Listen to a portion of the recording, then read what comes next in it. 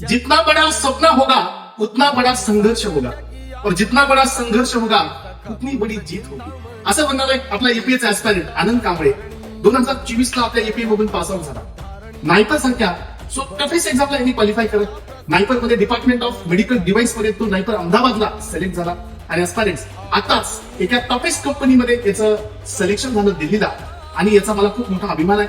या एपीएच्या अकॅडमी मधून लातूर पासून दिल्लीपर्यंतचा जो प्रवास आहे हा आनंदने त्याच्या आयुष्यातल्या खूप खडतर कंडिशन मधून केला. याचा मला या प्रवासामध्ये त्याला प्रेरणा देण्याचं काम त्याच्या आईवडिलांनी त्यांनी स्वतः हे करत तो इतक्या टॉप लेवलला पोहोचण्याचा मला खूप अभिमान आहे.